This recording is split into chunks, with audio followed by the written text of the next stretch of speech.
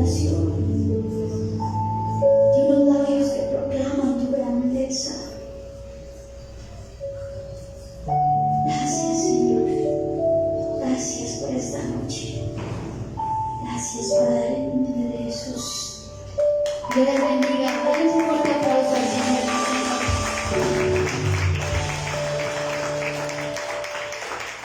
¿Cuántos vinieron a glorificar el nombre del Señor en esta noche?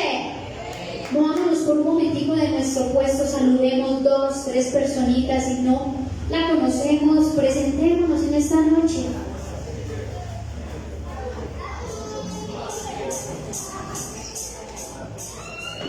¿Cuántos creen que Él es Rey de Reyes y Señor de Señores? ¡Un grito de júbilo!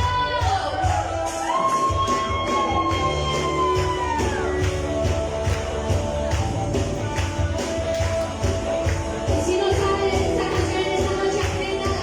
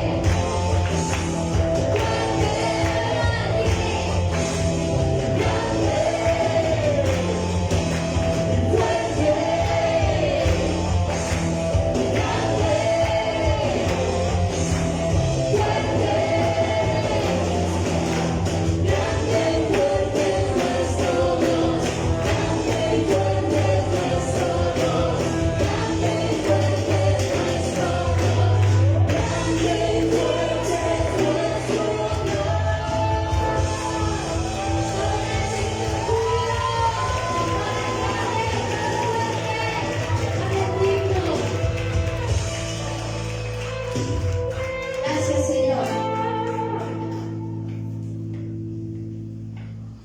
Dios les bendiga, iglesia. Pueden tomar asiento en esta noche.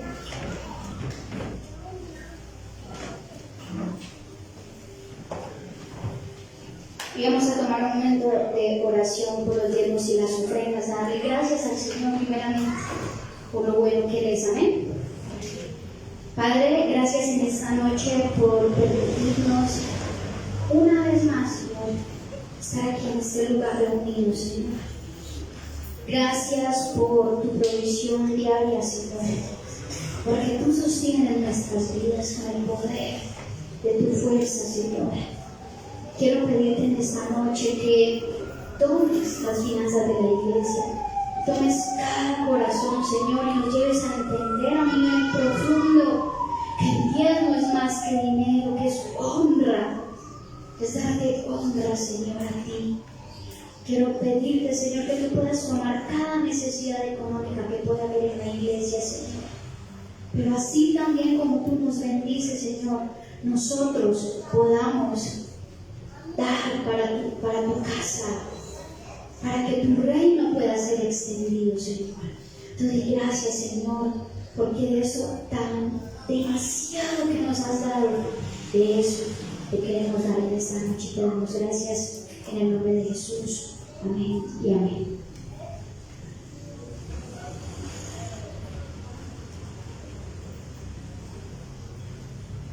Carlitos, ¿me colaboras con las luces?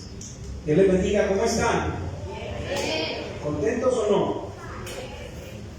Bueno es el Señor para con todos y cada uno de nosotros. Amén. Anoche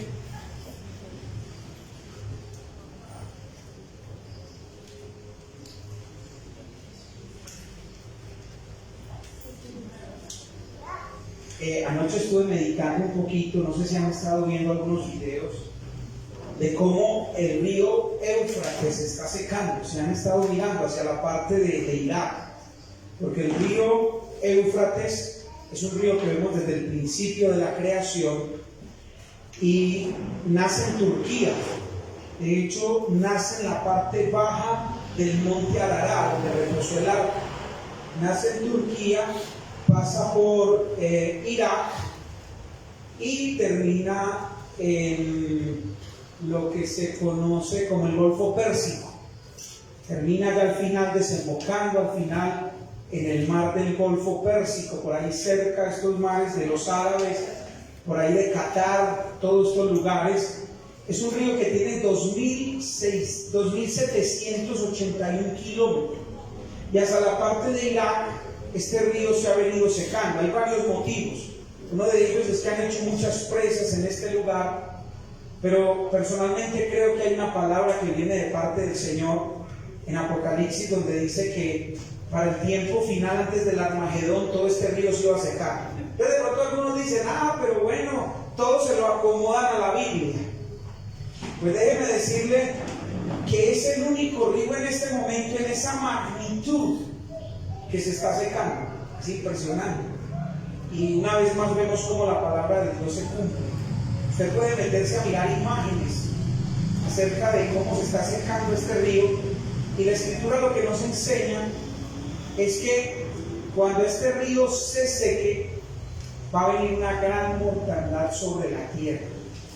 Y nosotros sabemos que hay una guerra en todo este sector que se ha estado gestando. Allí en todo este lugar está Irán, que son enemigos acérrimos de la nación de Israel, que son amiguísimos de Corea del Norte, amiguísimos de Rusia.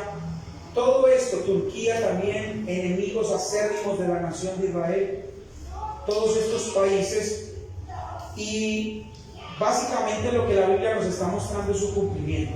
Y cuando meditaba en esto, pensaba en que cada día necesitamos estar más preparados para la venida del Señor. Amén.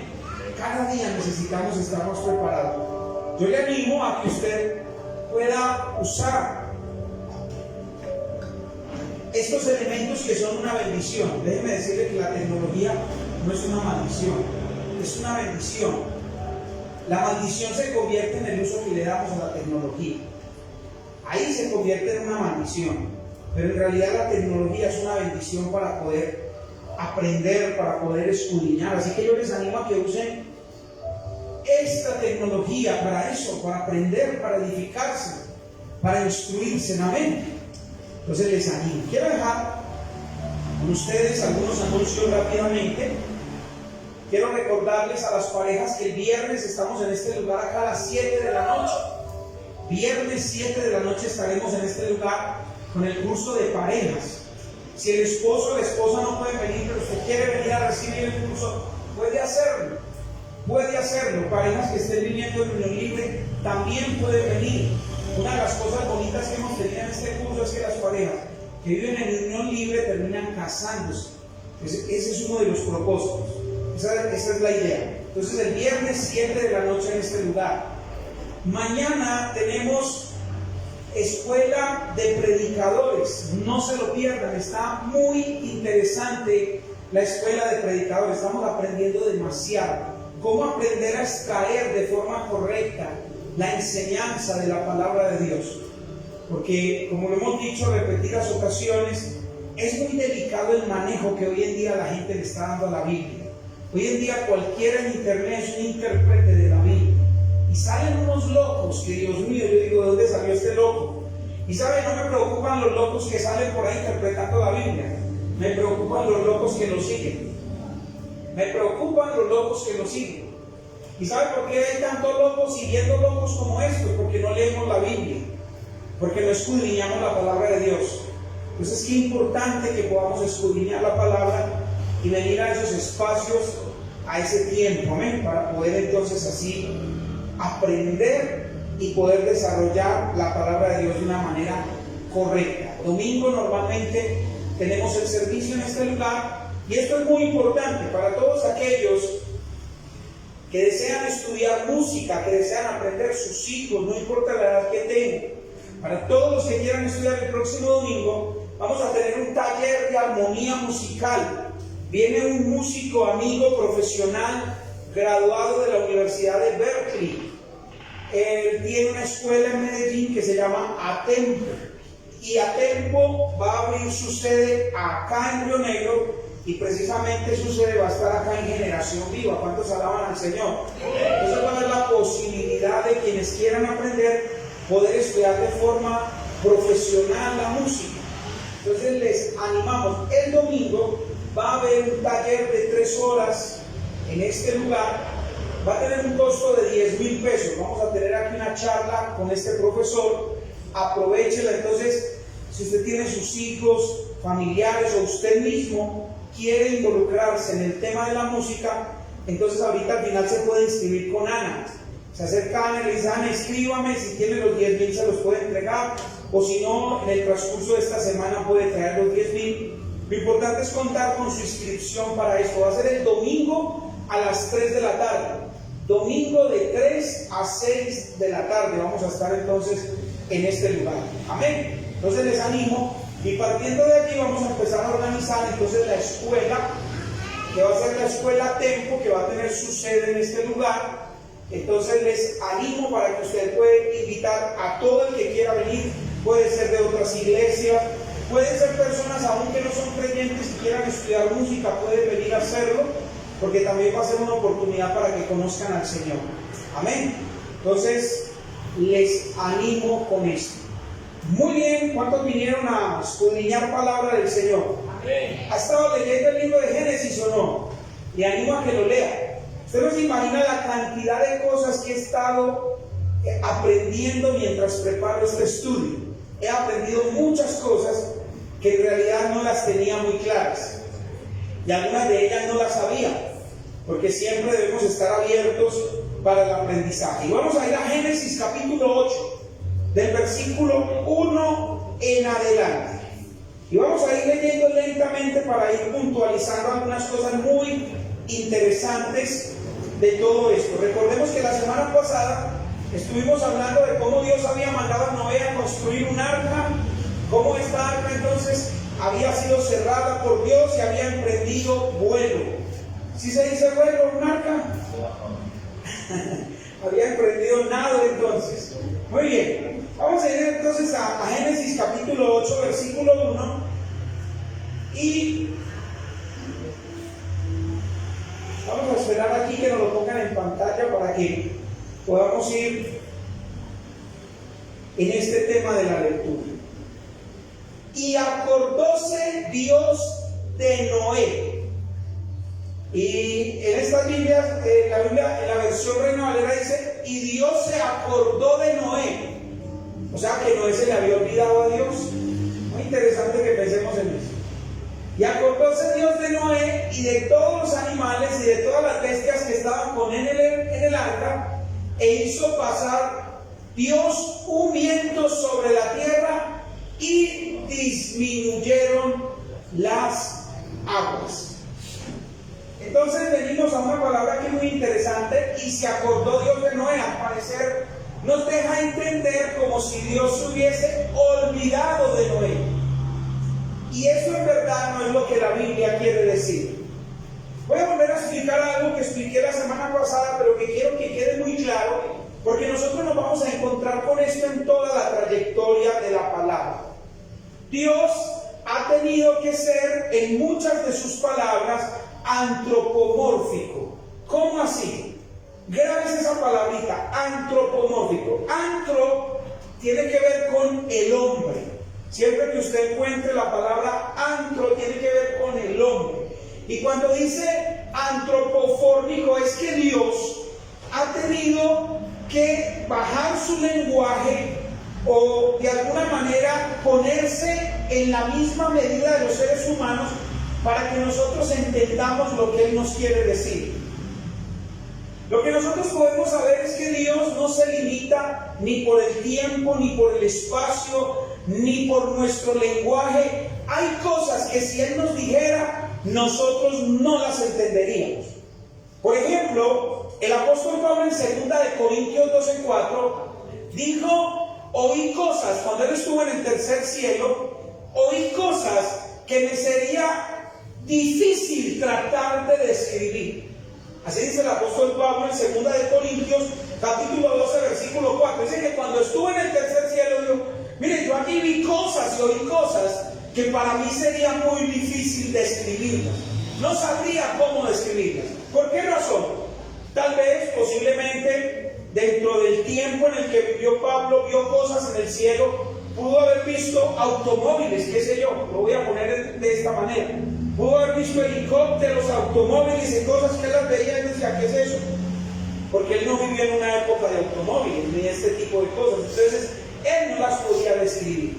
Y lo que está refiriendo aquí la palabra de Dios es que Dios de alguna manera tiene que tomar forma o bajarse al nivel de los seres humanos para decir cosas de tal manera que nosotros las entendamos.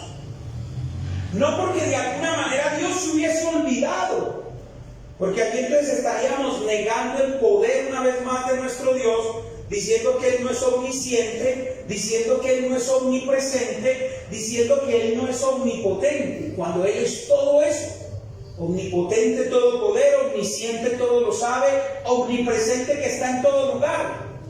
Eso es lo que nos enseña la palabra de Dios acerca de su poderío. Entonces Él tiene que tomar en algunas ocasiones palabras, un lenguaje, bajarse al lenguaje humano para que nosotros podamos lograr entender el mensaje que Él quiere transmitir. Entonces la palabra de que se acordó no fue que Él se hubiese olvidado, sino que más bien estaba hablando el Señor acerca de que tenía en cuenta a Noé, que Él tenía un tiempo destinado para sacar a Noé del arca. Quería preguntarles, ¿alguno sabe cuánto tiempo duró Noé en el arca? ¿Alguien sabe cuánto tiempo duró Noé en el arca? 156 dicen por aquí. ¿Quién da más? 120 dicen por aquí. ¿Cuánto más? ¿Cuánto más creen ustedes que estuvo Noé en el arca? 375 días. Está cerquita. Noé estuvo en el arca 1 año y 11 días. Lo que pasa es que los años en aquel entonces no eran de 365, eran de 360 días. luego hubo un cambio en la historia.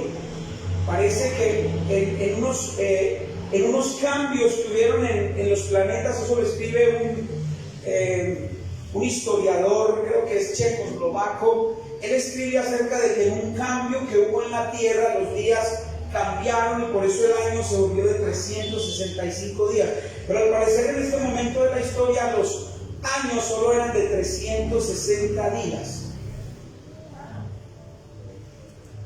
Pero vamos a mirarlo enseguida por la Biblia, vamos a mirar esto enseguida por la palabra de Dios.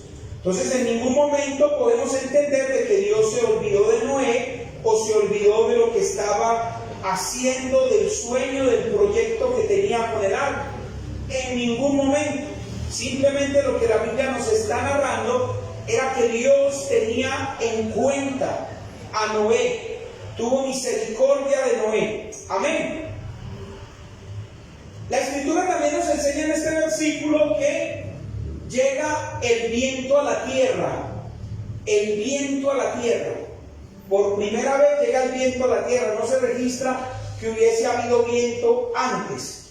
Lo que dicen los científicos es que es muy posible que la presión tan grande que creó el diluvio empujó las montañas hacia arriba. Eso ya lo habíamos hablado en alguna ocasión. Y ustedes saben que el viento es el producto de corrientes frías y corrientes calientes. Por primera vez surgen glaciares en la tierra después del diluvio. Parece que antes del diluvio todo era un clima perfecto, todo era un clima igual para toda la tierra, pero el diluvio cambia totalmente el clima del planeta, subiendo montañas a las alturas que las encontramos, y por eso vemos nevados, vemos lugares donde se generan vientos muy helados que chocan con el aire caliente y generan vientos. Entonces, algunos científicos creen que este es el momento en el cual se crean los vientos en la Tierra. Hay un cambio total de la atmósfera terrestre y eso genera que hayan algunos cambios de Dios en toda la Tierra. Por ejemplo, nos vamos a encontrar que antes del diluvio todo el mundo era vegetariano. Solo comían vegetales y plantas. Pero después del diluvio empieza Dios y les permite comer carne. Y posiblemente lo que dicen teólogos y científicos es que al haber un cambio abrupto del clima del planeta, se hace necesario comer más proteína. Por eso hay un cambio aquí. Hay un cambio y Dios permite entonces que los seres humanos empiecen a consumir animales después del diluvio. Antes del diluvio no pasaba esto. Solo eran manzanitas, solo era todo tipo de frutos que produjera la tierra. Muy bien, entonces vamos a entrar a estudiar un poquitico. Vamos a leer el versículo 2. Vamos a leer el versículo 2. Dice: y se cerraron las fuentes del abismo. O sea que recordamos que no solamente estaban cayendo aguas de los cielos, sino que se habían abierto cataratas o fuentes de debajo de la tierra, de las cuales había brotado agua. Y eso ayudó a que el agua que vino sobre la tierra tapara a 15 pies las montañas más altas que existían hasta el momento. Por ejemplo, el monte Ararat, que posiblemente era uno de los más altos. De hecho, el monte Ararat es más alto que cualquier montaña en los Estados Unidos, a excepción de las montañas que Estados Unidos tiene en Alaska, que hay montañas más altas en Alaska que el monte Ararat. Pero de resto, toda montaña que hay en Estados Unidos, aparte de Alaska, el monte Ararat era mucho más alto que esas montañas.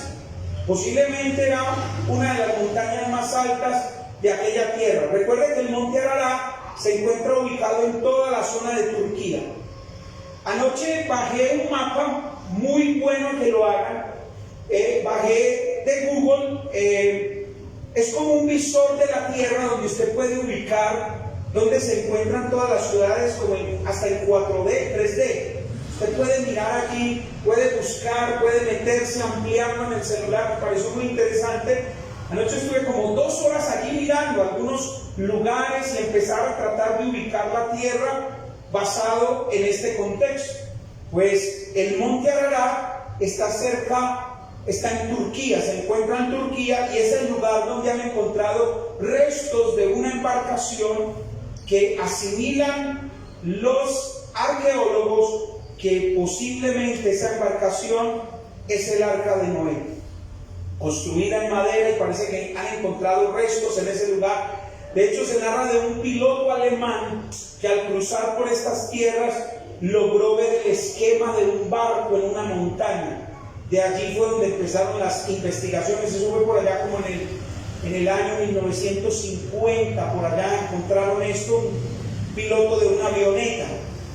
Vamos a mirar entonces acá, encontramos en este versículo que fueron abiertos entonces las cataratas de debajo de la tierra y la lluvia que cayó hasta llenar la tierra, y la montaña más alta entonces el agua la cubrió a 15 pies de altura. Vamos a leer el versículo 3 y 4. Versos 3 y 4. Y tornáronse las aguas de sobre la tierra, yendo y volviendo, y decrecieron las aguas al cabo de 150 días. Entonces noten aquí algo, que ya la escritura empieza a darnos algunos días, ¿verdad? Que habían pasado ¿cuánto equivalen 150 días? A 5 meses. Habían pasado 5 meses después de que comenzó el diluvio. Después de que entraron en el arca, comenzó ese diluvio, habían pasado 5 meses. ¿Y dónde puede registrar eso en la Biblia? Versículo siguiente. Y reposó el arca en el mes séptimo. Y resulta de que ellos habían salido en el mes segundo. Ellos salieron a los 16 días del mes segundo, salieron. Y a los 17 días del mes séptimo, o sea que ¿cuánto habían pasado? 5 meses y un día. Reposaron al 17º día del mes séptimo. Y Noé había entrado entonces el 16 del mes segundo. Hay un nombre que tiene, el nombre del mes segundo es Iyar, así se llama el segundo mes del calendario judío. Recuerden que hay varios tipos de calendario. Nosotros el calendario que tenemos es el calendario babilónico. Ese es el calendario con el que nosotros nos movemos. De hecho, si usted mira, por ejemplo, hay lugares, creo que para los del Islam están en el año como 5280 por allá. Ellos no están en nuestro calendario. Hay cosas que a veces nosotros desconocemos. Creemos que todo el mundo se está moviendo en el calendario de nosotros. No, ellos están en un calendario totalmente diferente. Nosotros nos movemos de hecho existe el calendario chino, que es totalmente diferente al nuestro, y se va a dar cuenta que hay muchos calendarios. ¿Cuál es el calendario con el que nosotros nos movemos? El calendario babilónico. No se le olvide, cuando vaya por allá a este programa, ¿quién quiere ser millonario?, y le hagan esa pregunta, téngala ahí como cultura general, no se le vaya a olvidar. Muy bien. Entonces habían pasado 5 meses. De hecho, en mi ignorancia de no leer muy bien la palabra de Dios, yo pensaba que habían pasado 150 días y que ellos salieron del arca y fueron felices. Yo pensaba que habían salido del arca después de 150 días. No, el arca llegó a cierto lugar y allí reposó en el monte Ararat, pero ellos no se bajaron inmediatamente. El arca reposó. Posiblemente salió una partecita de la montaña, pero el agua seguía cubriendo toda la tierra. Este cataclismo paró, se demoró un año entero para que todo volviera a estar en la normalidad. Fue un año entero. Noé era de 600 años cuando entró al arca y salió en el año 601 del arca. Año 601. Nos vamos a dar cuenta que pasó realmente un año entero. Versículo 5 dice: y las aguas fueron decreciendo hasta el mes 10. ¿Cuándo entonces Pararon ellos en el monte Ararat en el mes séptimo. Y las aguas dicen que fueron bajando ¿hasta qué mes? Hasta el mes décimo. Fueron bajando las aguas. Entonces, ¿por qué es interesante empezar a conocer todo este contexto bíblico? Para nosotros poder empezar a ubicarnos en la historia y entender realmente qué fue lo que pasó allí. Porque cuando nosotros contamos la historia mal contada y nos quedamos con que fueron 3 meses, es muy poco tiempo en realidad para que pasara toda una catástrofe tan terrible que había venido sobre la tierra. Entonces dice que empezaron a decrecer y las aguas fueron decreciendo hasta el mes décimo. Y en el mes décimo, el primero del mes, se vieron las cimas de los montes. Apenas empezaron a ver las cimas de los montes. Ya iban 8 meses, ¿cierto? Apenas a los 8 meses se empezaron a ver las cimas de los montes. Imagínense usted todo el tiempo esta gente dentro del arca. Yo creo que Noé, cuando lleguemos al cielo, va a tener muchas historias que contarnos. Todo lo que pudo haber vivido un año entero con todos estos animales en el arca. Vamos a leer el versículo 6 en adelante. Verso 6 dice: y sucedió que al cabo de 40 días, abrió Noé la ventana del arca que había hecho. Sigamos. Y envió al cuervo, el cual salió y estuvo yendo y tornando hasta que las aguas se secaron de sobre la tierra. Sigamos. Vamos a leer hasta el versículo 13. Envió también, decía, la paloma para ver si las aguas se habían retirado de sobre la faz de la tierra. Y no halló la paloma donde sentar la planta de su pie, y volviéndose al arca, porque las aguas estaban aún sobre la faz de toda la tierra, entonces él extendió su mano y cogiéndola, hízola entrar consigo al arca. Y esperó aún otros 7 días, y volvió a enviar la paloma fuera del arca. Y la paloma volvió a él a la hora de la tarde, y he aquí que traía una hoja de oliva tomada en su pico, y entendió Noé que las aguas se habían retirado sobre la tierra. ¿A ustedes no les parece particular que Dios le habló todo el tiempo a Noé, pero mientras estuvo en el arca, Noé tuvo que depender por la fe? Tuvo que esperar por fe. No recibió una revelación de Dios que le dijo: ya las aguas se fueron. No, él estaba enviando cuerpo, enviando paloma, estaba continuamente explorando el terreno. Si ya estaba, tenía que seguir creyendo por fe. Sigamos al versículo 13. Pastor, tengo una duda. Sí. Aquí del mes décimo al primero del mes, ¿cómo así que pasaron 8 meses? No, pasaron 8 meses desde que él entró al arca hasta el mes décimo. Porque recuerde que él entró el segundo mes, y ya vamos en el mes décimo, han pasado 8 meses. Él entró en el segundo mes, que es el mes de Iyar. Para nosotros sería febrero. Él entró el 16 de febrero, ¿sí? Y ya habían pasado, ya iban en el mes décimo, o sea que ya habían pasado 8 meses, ¿sí? Muy bien. Y sucedió que en el año 601 de Noé, el mes primero, al primero del mes, las aguas se enjugaron de sobre la tierra, y quitó Noé la cubierta del arca. ¿Cuánto había pasado ya acá según este texto? Según este texto, todavía no ha pasado el año. En el mes primero, mire que él entró en el arca en el mes segundo, entró en febrero. Si ya estábamos en el mes primero, ya estábamos en enero, ya que habían pasado 11 meses. ¿Se da cuenta? Miren lo importante de leer la palabra de Dios de una manera detenida para empezar a notar detalles. Usted diga: pastor, pero ¿qué importancia tiene eso? Sí tiene mucha importancia para los que enseñamos la palabra de Dios. Porque a veces por no leer correctamente enseñamos mal la palabra de Dios. Y esto es muy importante entonces. Entonces aquí habían pasado ya 11 meses. seguir leyendo. Vamos a leer hasta...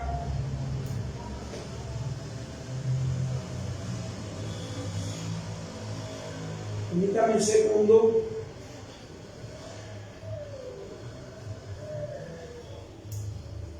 Sí, vamos a leer el 14. Miren lo que dice el 14. Y en el mes segundo, ya estamos otra vez en febrero, poniéndolo en nuestro, volvieron a llegar a Illar. En el mes segundo, a los 27 días del mes, se secó la tierra. Entonces, había pasado 1 año y 11 días, porque ellos entraron el 16 y salieron el 27.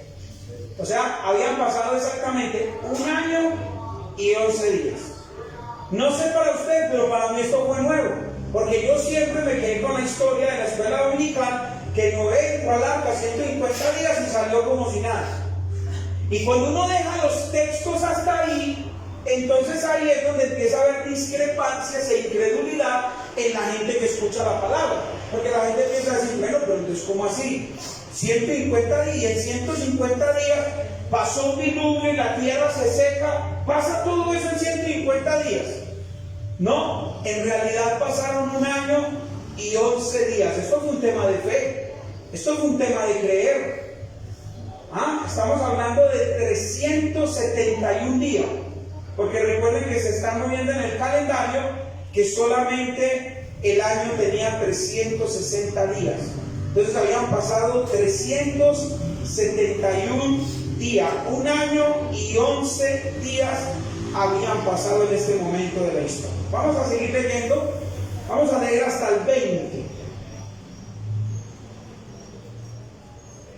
Dice, y habló Dios a Noé diciendo, sal del arca tú y tu mujer y tus hijos y las mujeres de tus hijos contigo. Ahora sí le habla el Señor y dice, sal del arca, todos los animales que están contigo, de toda carne de aves y de bestias, y de todo reptil que anda arrastrándose sobre la tierra, sacarás contigo, y vayan por la tierra. ¿Y qué les dice el Señor? Fructifiquen y multipliquen sobre la tierra. Lo mismo que le había dicho a Adán y Eva, porque ahora nos encontramos frente a un nuevo comienzo.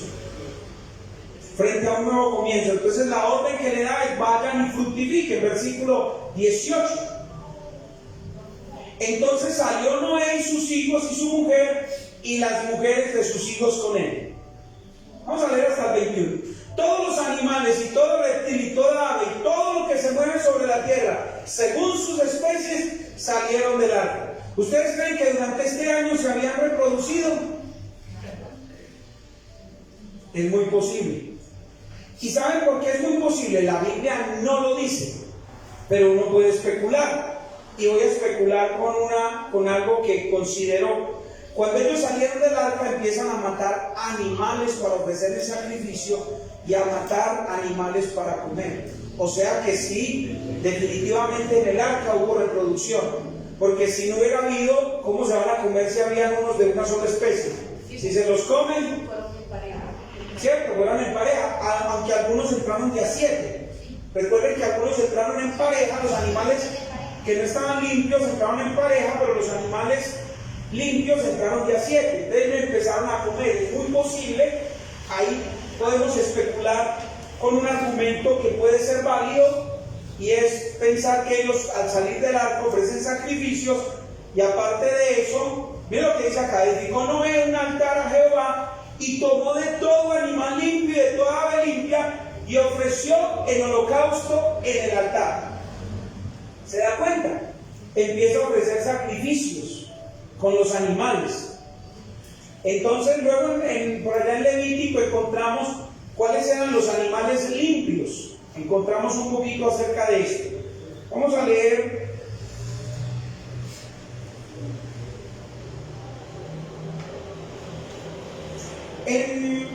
encontramos en el libro de Levítico que habían ofrendas de paz, habían ofrendas de comunión, existía la ofrenda por la expiación de los pecados y existía el holocausto. Ojo, aprendamos esto.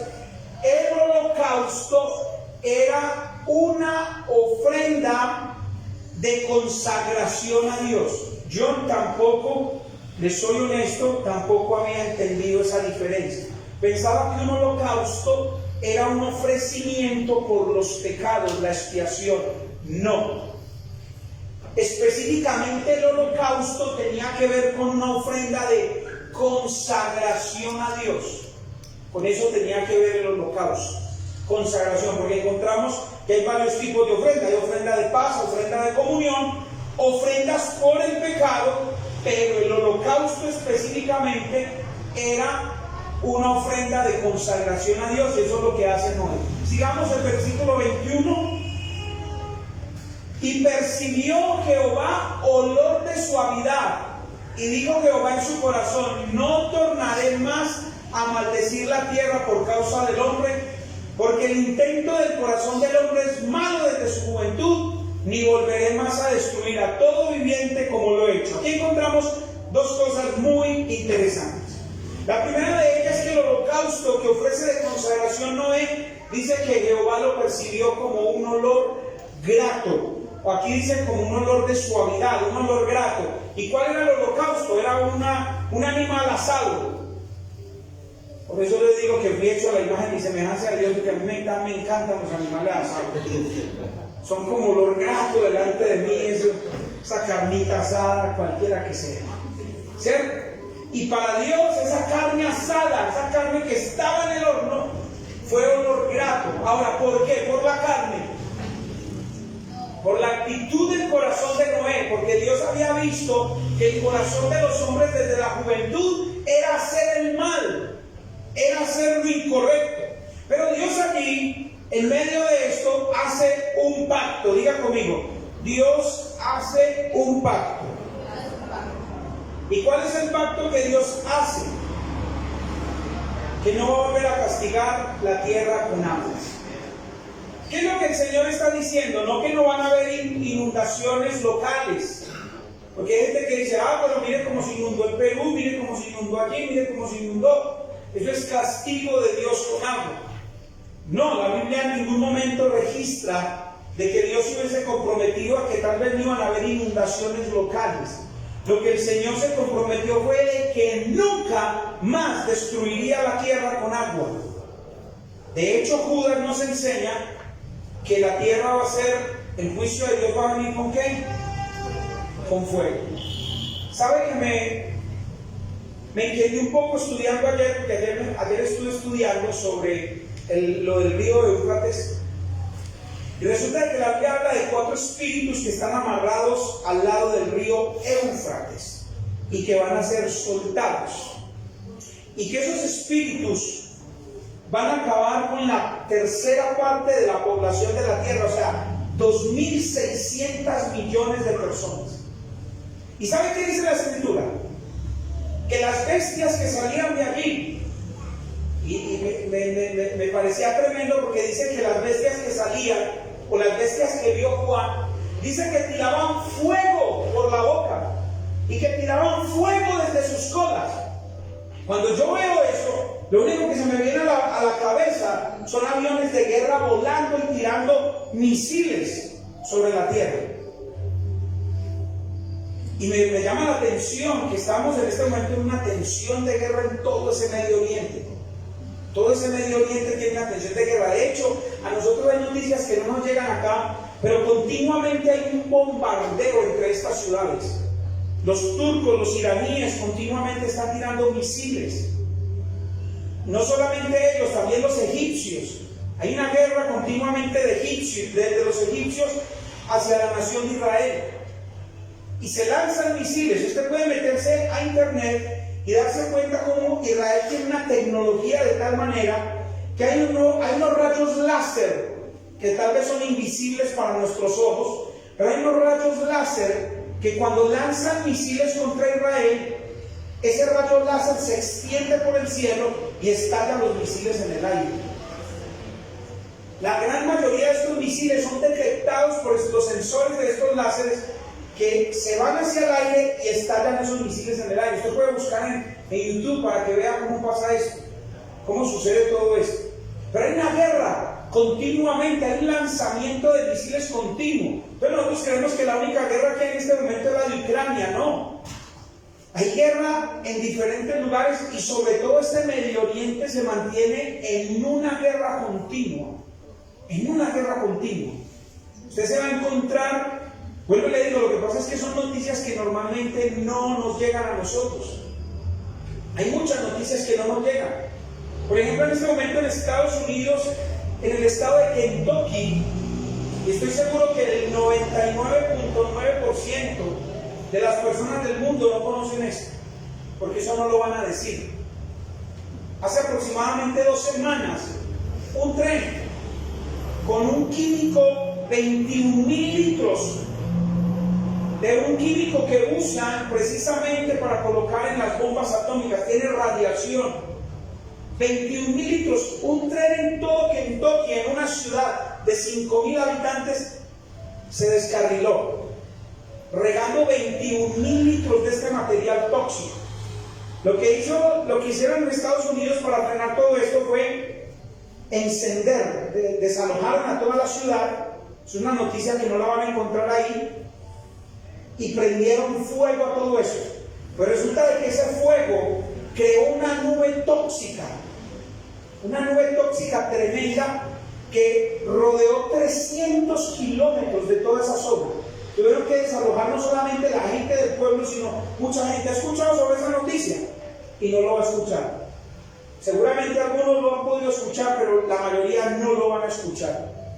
Porque esos son de ese tipo de cosas que no le convienen a las naciones que nadie lo sepa, que nadie se dé cuenta. Nadie se puede enterar de ese tipo de cosas porque eso va a traer caos en el mundo. Por ejemplo, si usted no sabía, nos han hablado de 2 bancos que se quebraron en Estados Unidos. Ya van 5.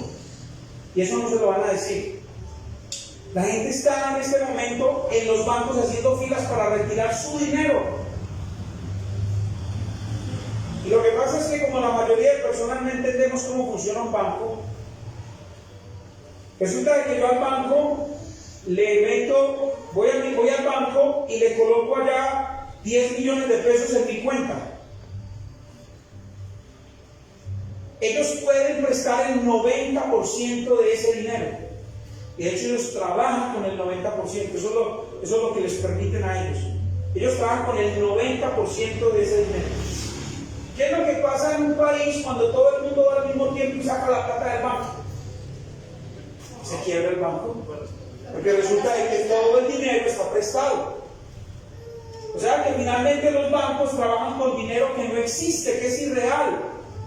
Y de hecho ellos crean bonos del Estado, que los bonos del Estado simplemente es que a ellos les permite generar un dinero que no existe. Y ahí es donde empiezan a imprimir dinero.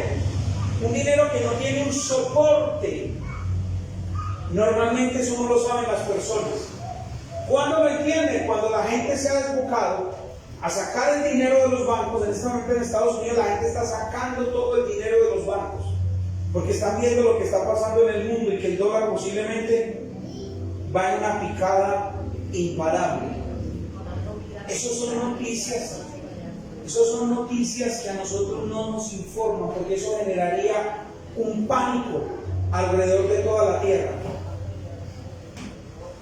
Hermanos, ¿por qué les cuento esto? ¿Por qué les digo todo esto?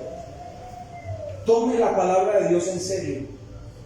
No es charlando que estamos viviendo en un momento final de la historia. Todo apunta hacia eso. Cuando yo pensaba en esto del río Éufrates y pensaba que el río Éufrates se va a secar para que pasen 200 millones del ejército, 200 millones que se van a desbocar contra Israel. Eso dice la palabra de Dios, eso dice la Escritura. Y que simplemente a la sequía del río Éufrates van a tener por dónde cruzar. Estamos al borde de que se desate algo. Y la Escritura dice en esos pasajes que va a morir la tercera parte de la tierra. Yo no encuentro otra explicación en que en cuestión de horas puedan morir 2.600 millones de personas en el planeta. ¿Sabe cuántas personas mató Hitler en la Segunda Guerra Mundial? 17 millones de personas. En toda una guerra que duró de de 1939 a 1945. En 6 años mataron 17 millones de personas. Una guerra nuclear puede matar la misma cantidad de personas en minutos.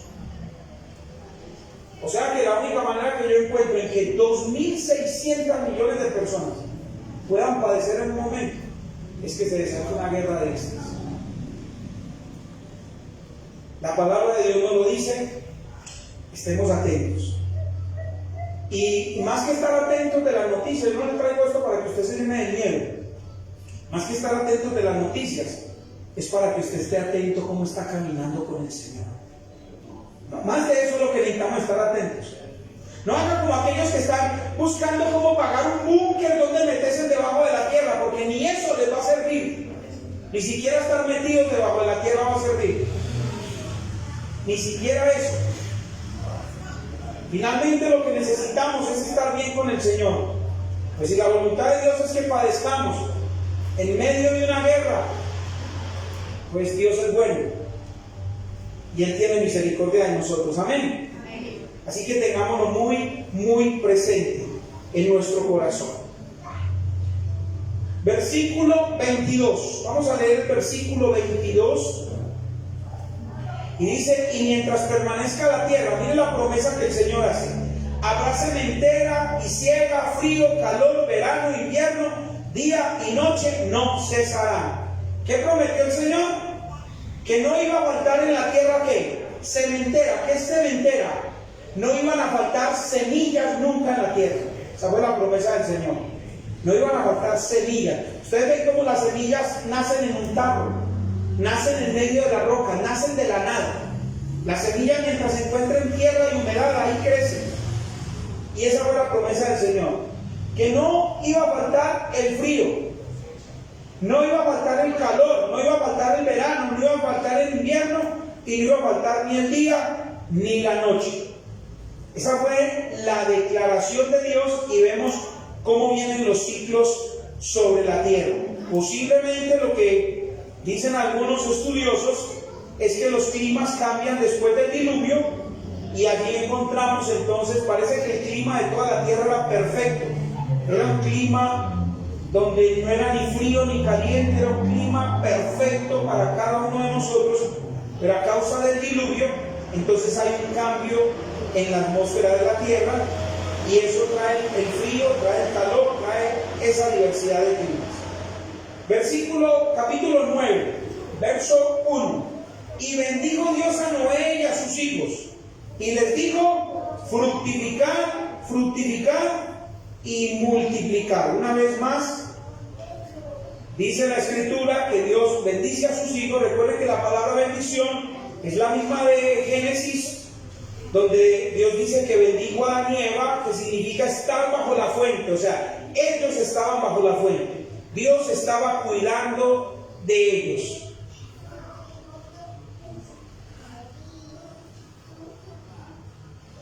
Dios les dice entonces acá que poblen toda la tierra, no solamente un lugar específico, sino que llenaran toda la tierra. Vamos a leer del versículo 2 al versículo 4. Y vuestro temor y vuestro pavor será sobre todo animal de la tierra y sobre toda ave de los cielos, en todo lo que se moverá en la tierra y en todos los peces del mar, y en vuestra mano son entregados. O sea, Dios vuelve y le entrega la misma autoridad que le había entregado a Adán y Eva hacia los animales. Todo lo que se mueve, vive, o será para quién. Así como las legumbres, la hierba, os lo he dado todo. Os lo he dado todo. Entonces, ahora que cambio acá entre Adán y Eva y Noé, que ahora Dios les dice, todo lo que se mueva y vive, se lo pueden comer. Todo era para comer. Nosotros, porque no estamos acostumbrados a ciertos alimentos, pero no hay, por ejemplo, alimento con más nutrientes que comer insectos. No hay alimento que tenga más nutrientes, como los grillos. Todos esos animalitos pequeñitos tienen unos nutrientes impresionantes. Se dice que comer grillos es 10 veces más nutritivo que comer carne de res. El problema es que nuestro estómago como que ya no fue culturizado para ese tipo de cosas, ¿cierto? No fue culturizado para eso. Pero el Señor dijo, todo lo que se mueve. Esta semana estaba viendo un documental de cómo un tipo aquí en Bogotá aprendió a vivir de comer rata. Y le entrevistaron y le dijeron, bueno, ¿y usted por qué? Dijo, no, yo me cansé de pedir, la gente no me daba. Y me encontré que las ratas son deliciosas. Y el hombre las prepara, y el hombre prepara sus buenas ratas, las asa, ahí en punto de un puente, el hombre las cocina, frita la carne. El que estaba haciendo la entrevista estaba que se trasbocaba, ese hombre no aguantaba, que qué olor tan horrible, pero este hombre se acostumbró a ese tipo de alimentación. Es un tema de costumbre. Entonces, pasaron de ser vegetarianos a ser ¿qué? A ser carnívoros. Entonces Dios le entrega al hombre la dieta. También el Señor les dijo que se guardaran de las cosas estranguladas. ¿Por qué? Porque, y de hecho eso lo encontramos en toda la Biblia, porque resulta de que los animales estrangulados mantienen su sangre dentro del cuerpo y no es tan saludable comer ese tipo de cosas. También el Señor estaba representando que la sangre de Jesús iba a ser derramada.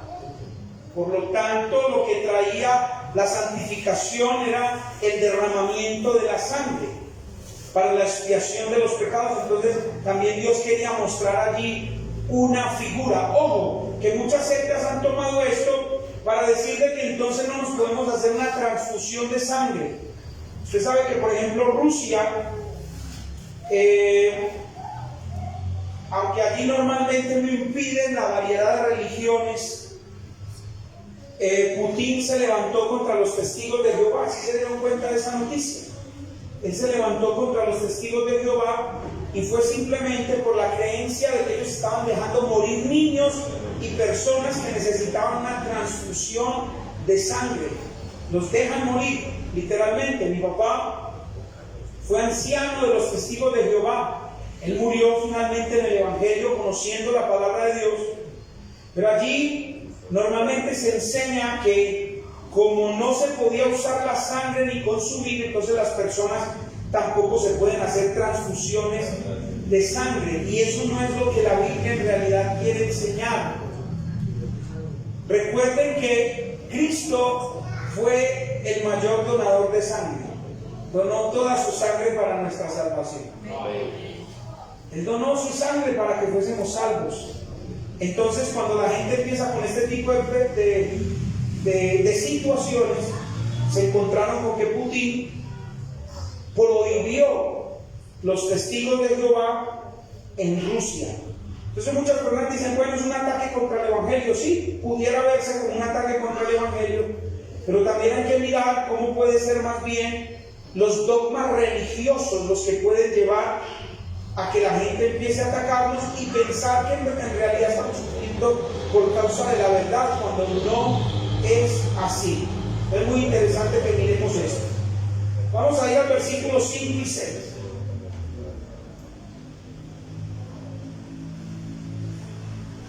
Aquí Dios establece la pena de muerte. Una vez, hablando con alguien, me decía, pastor, ¿usted está de acuerdo con el aborto? Y le dije, no estoy de acuerdo. Y me dijo, bueno, y si un violador, y si alguien viola a una muchacha y ella quiere abortar, le digo, pues no matemos al inocente. Pues yo estaría más bien de acuerdo porque matemos al culpable. Uy, ¿qué fue eso cuando dije eso? Usted como pastor está llamando la pena de muerte. Y yo le dije, pues el primero que estableció la pena de muerte en la Biblia fue el Señor. Él estableció la pena de muerte.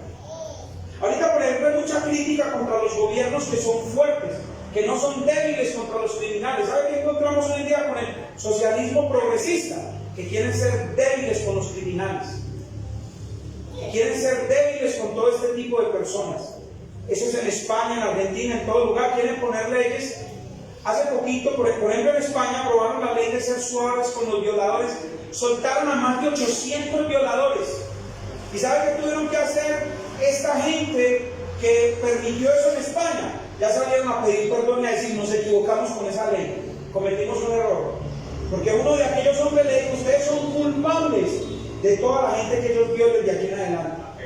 Por sacar leyes débiles, por sacar leyes pobres. Un país que tiene penas fuertes para aquel que vive en injusticia, que hace maldad, será un país donde nadie quiere ser injusto.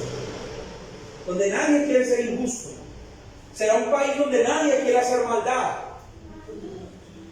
¿Qué pasó en los años 80 y 90? ¿Por qué hubo tantos homicidios en Colombia? ¿Por qué mataron tanta gente? Porque resulta que ponían niños de 12, de 13 años a disparar contra diversidad de personas, y como las leyes aquí en Colombia eran débiles para aquellos menores de edad, entonces iban, mataban a 2, 3 personas, les pagaban, y al otro día o a la semana salían o los metían como en una especie de reformatorio, sin ningún tipo de sufrimiento, sin ningún tipo de adversidad, y eso lo único que hizo fue traer más violencia. Entonces cuando nos dicen ustedes son muy fuertes, son muy duros, es más, normalmente esta gente que practica esto son hipócritas, porque ellos son débiles para ir en contra del injusto, pero sí aprueban leyes como el aborto para matar a un inocente. ¿Se da cuenta cómo son de contrarios y de equivocados en estos conceptos? Miren lo que dice acá: porque ciertamente demandaré la sangre de vuestras vidas, de mano de todo animal la demandaré, y de mano del hombre, de mano del varón su hermano demandaré la vida del hombre. Miren lo que está diciendo, voy a leerlo acá en esta versión. Ciertamente la sangre de vuestras vidas demandaré, de mano de todo animal la demandaré, y de mano del hombre, de mano del hermano que cada uno demandare la vida del hombre. El que derramare sangre de hombre, por el hombre su sangre será derramada, porque él lo hizo a imagen de Dios. Lo que está diciendo el Señor, y es la primera ley que encontramos que Dios establece: el que derrame sangre de su hermano, pues derramará la sangre de él, porque mató la imagen de Dios. Eso es lo que el Señor está diciendo. Establece una pena capital, una pena de muerte para aquel que matara a su hermano. Entonces dice el Señor, pues también su sangre será derramada. Su sangre, y esa es la primera ley que encontramos antes de los 10 mandamientos. Bueno, la segunda, porque recuerden que la primera era que no podían comer del árbol.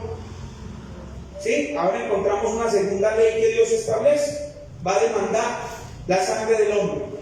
Así que aquí comienza una nueva civilización. Dios está estableciendo la pena capital. Si un hombre derramare la sangre de otro hombre, por el hombre su sangre será derramada. Este es el comienzo del gobierno humano y es el fundamento básico sobre el cual se establecerá el gobierno humano. Allí Dios establece el gobierno humano, establece una civilización. Usted derrama la sangre, pues entonces van a derramar también la sangre suya. Así va a ser. Algunos dirán, pastor, pero es que mire que ya el Señor cambió, entonces ¿dónde está el amor? Si nosotros queremos leyes fuertes para aquellos que hacen el mal, ¿dónde está la misericordia? ¿Dónde está el amor? Porque esos son los conceptos con los que hoy en día nos atacan aquellos que no quieren que se establezcan normas fuertes en una nación. Vayan ustedes se cuenta en los países donde hay pena de muerte. Si la gente es así de fácil para andar por ahí atracando, robando y matando, hágase usted cuenta.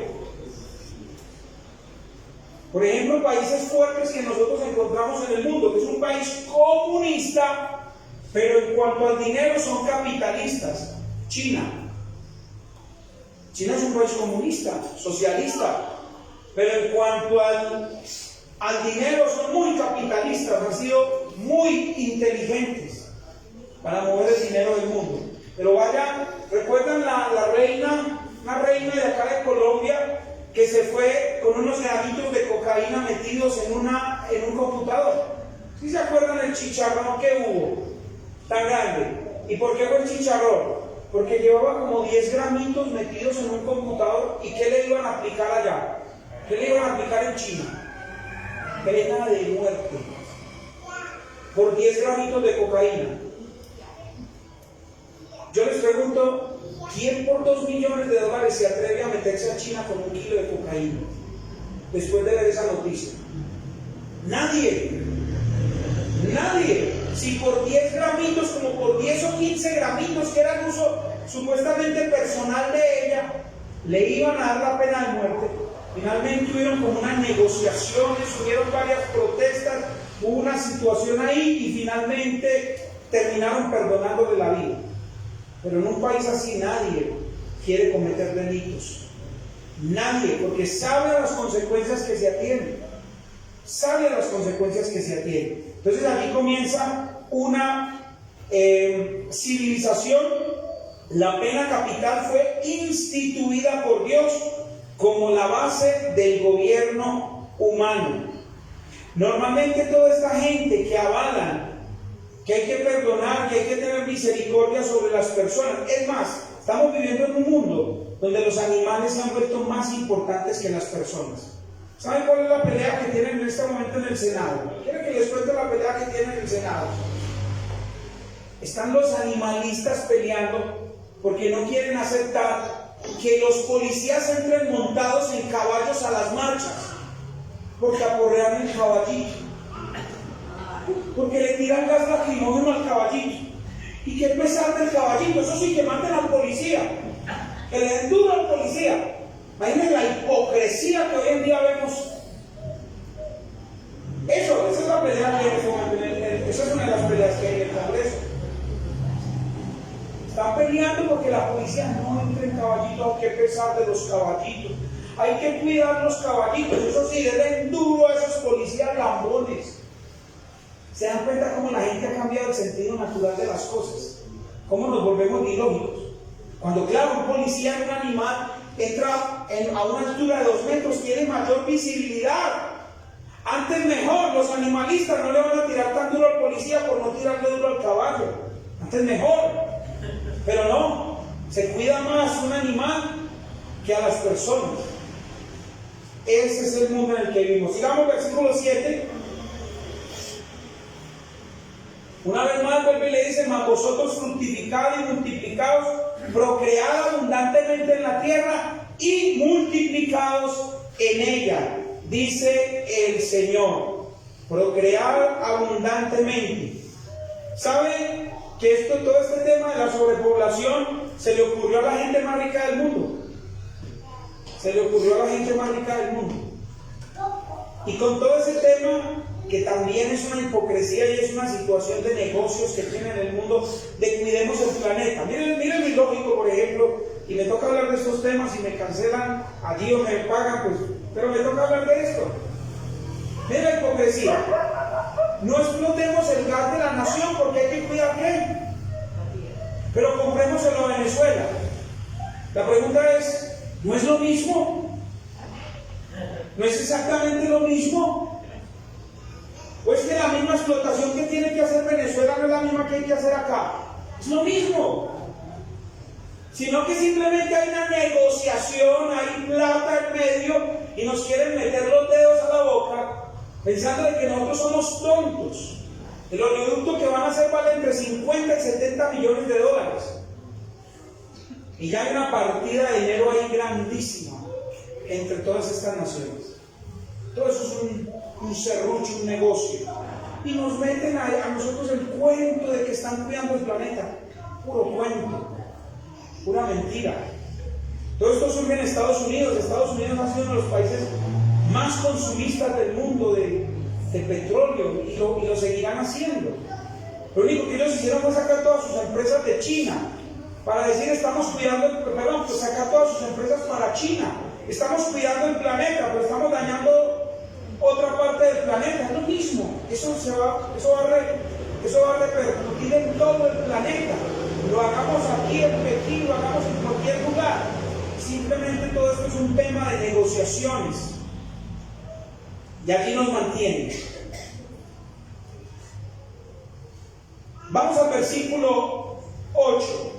El Señor manda entonces a la multiplicación de la tierra. Les estaba diciendo que la sobrepoblación, la tierra, le cabe mucha gente más. Créanme que le cabe mucha gente más. Pero nos quieren limitar. Lo único que quieren es simplemente gobernar sobre nosotros. En China, por ejemplo, un país completamente comunista, manejado por 100 millones de personas. 100 millones manejan el dinero de China. Los otros 1.300 millones que viven allá son esclavos de esos 100 millones. Esa es la verdad. Son esclavos de esos 100 millones. Por eso la hora de trabajo en China es tan económica, es tan barata. 100 millones de ricos que controlan el poder y controlan todo lo demás. Y los otros 1.300 millones son los que simplemente le mueven el dinero a esta gente. Lo que quieren es tener un control total sobre nosotros. Por eso quieren controlar nuestra natalidad. Quieren controlar cuántos hijos tienen ustedes. En China ya es una realidad. Allá controlan cuántos hijos tienes. Y si tienes más de los permitidos, más de uno, más de dos, no recuerdo en este momento el número, tienes que pagar una multa millonaria por tener un hijo más. Versículo 8 y 9. Dice, y habló Dios a Noé y a sus hijos con él, diciendo, ya vamos a terminar. Yo, he aquí que yo establezco mi pacto entre vosotros y vuestra simiente después de vosotros. Aquí Dios estableció un pacto. Sigamos. Y con toda alma viviente que está con vosotros, de aves, de animales y de toda bestia de la tierra que está con vosotros, de todos los que salieron del arca hasta todo animal de la tierra, estableceré mi pacto con vosotros y no feneceré ya más toda carne con agua. Aquí se compromete el Señor. Ni habrá más diluvio para destruir la tierra. Sigamos. Y dijo Dios, esta será la señal del pacto que yo establezco entre mí y vosotros, y toda alma viviente que está con vosotros por siglos perpetuos. Mi arco pondré en las nubes, el cual será por señal del convenio entre mí y la tierra. Recuerden que antes no había arco iris, porque el arco iris es el resultado de la difracción de la luz a través del sol, a través de la lluvia. Cuando llueve, la luz se difracta a través de las gotas de lluvia y genera el arco iris. O sea que arco iris no había antes. Dios lo establece después del diluvio porque antes no llovía en la tierra. Recuerden que antes no llovía, había un vapor que subía y mojaba la tierra. En este momento de la historia comenzó la lluvia sobre la tierra. Después del diluvio hay lluvia en la tierra y allí Dios coloca su arco iris. Pero ese arco iris es un pacto. Dios hace pactos con el hombre. Así que Dios establece un nuevo pacto. Miren, Dios establece pacto con el hombre, con Israel, con la nación, confiando en la fidelidad de la nación. Pero la nación siempre fue infiel. Así que Dios hizo un pacto no basado en la fidelidad de los hombres, sino basado en la fidelidad de Dios mismo. Diga conmigo, Dios es fiel. Y los pactos que Él ofrece, los cumple. Amén. Luego Dios hace pacto con Abraham. Y el último pacto que encontramos en el Nuevo Testamento, que es el pacto que hace ¿con quién? Con Jesucristo. Que dice, este es el pacto en mi sangre. Y allí encontramos salvación para nuestras vidas. Amén. Muy bien, vamos a terminar de leer aquí estos versículos. Vamos a leer hasta el versículo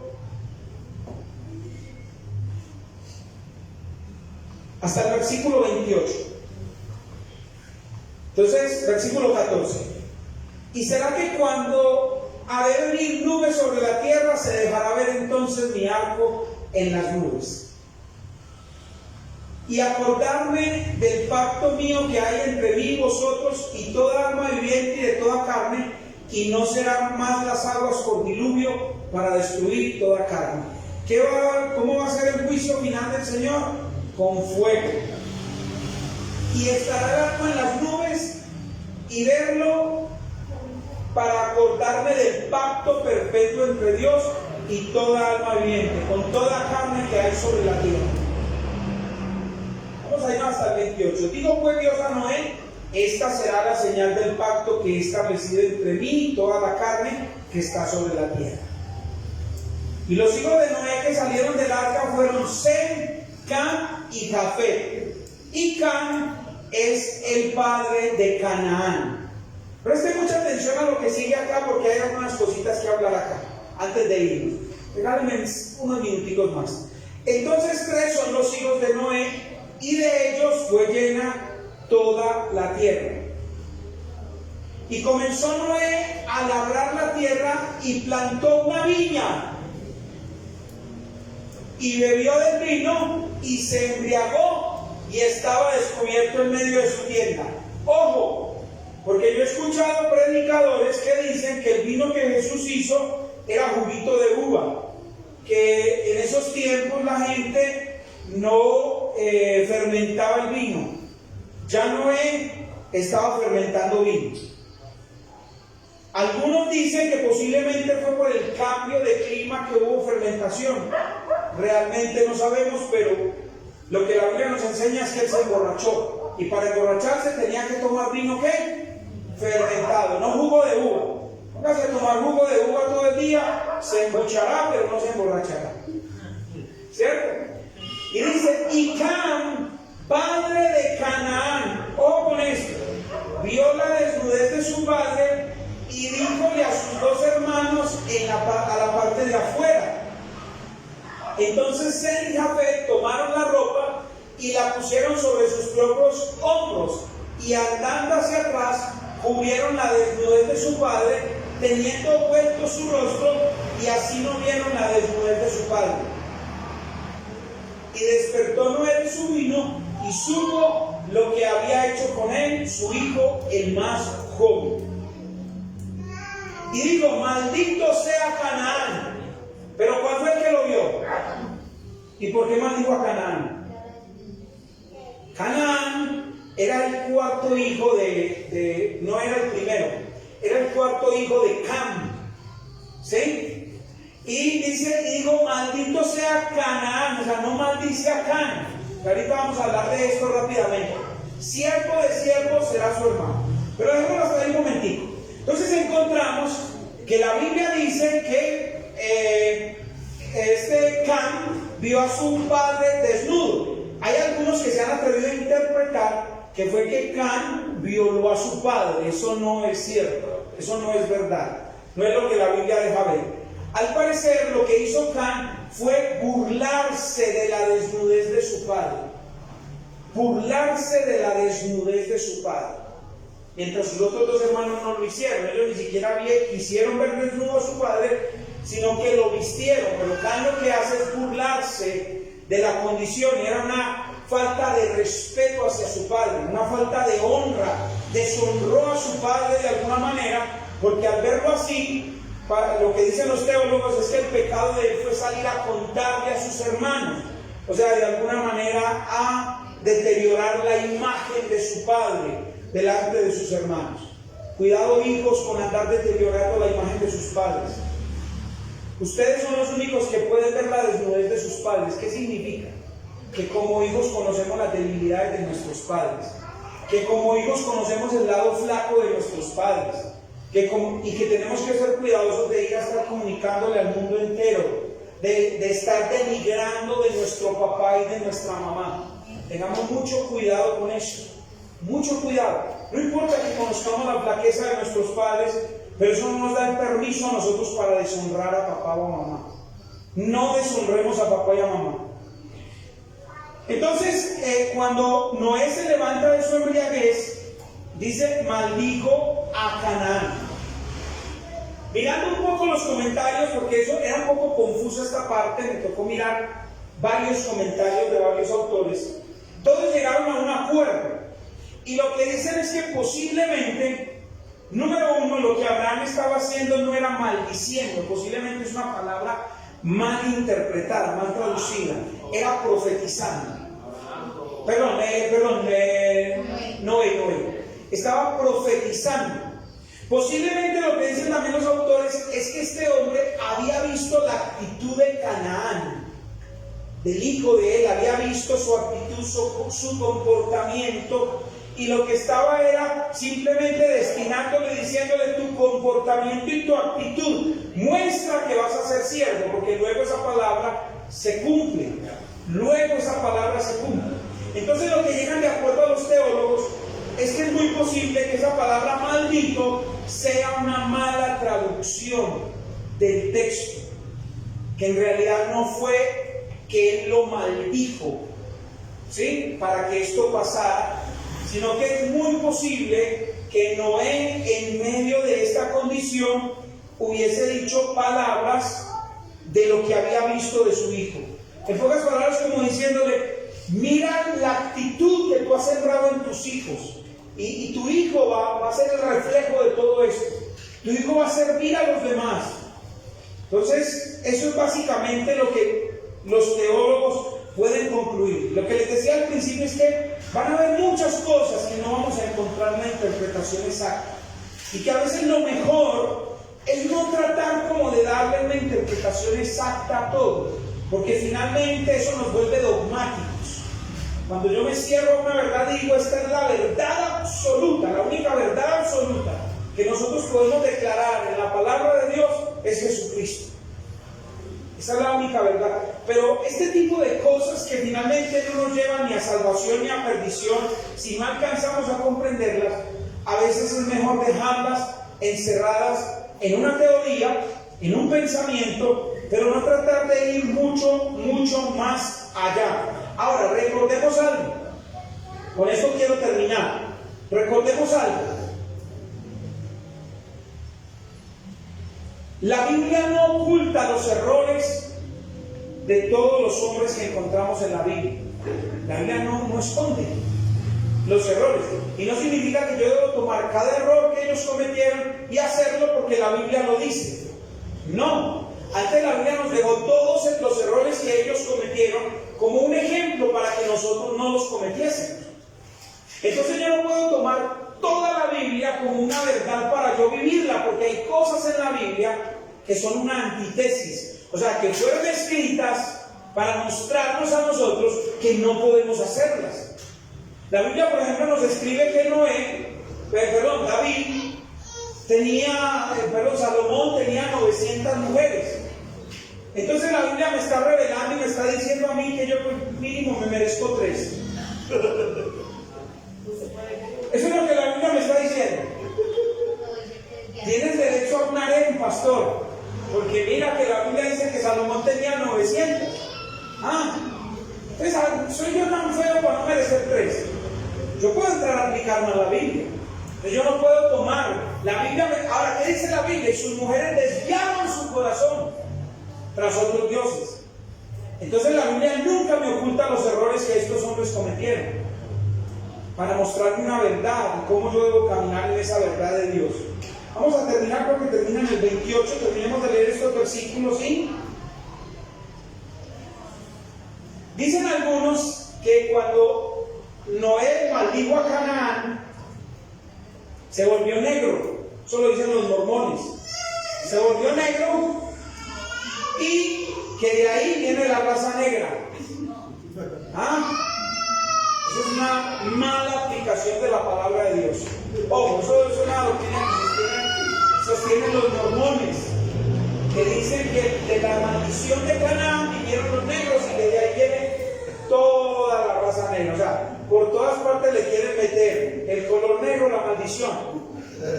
Sí, porque eso es lo que encontramos, gente tratando de meterle al color negro como la maldición. Recuerden ustedes que el banco más importante del mundo lo fundaron los mormones. El banco en Estados Unidos fue fundado por los mormones. Esa gente llegó a ser multimillonarios. Y ustedes saben que esta doctrina surge en medio de la esclavitud en los Estados Unidos, donde se menospreciaba la raza negra. Entonces, para ellos tener una justificación en la palabra, dijeron que los negros salían de la maldición de Canaán, o sea, que eran una maldición. Eso no es verdad. Versículo 26 dijo más, bendito Jehová, el Dios de Sem, y sea de Canaán siervo. Sigamos. Engrandezca Dios a Jafet y habite en las tiendas de Sem, y sea de Canaán siervo. Sigamos, versículo 28. Y vivió Noé después del diluvio 350 años. ¿Verdad que cuántos vivió? 951 años. Aquí dice 950 años. Fueron todos los días de Noé fueron 950 años.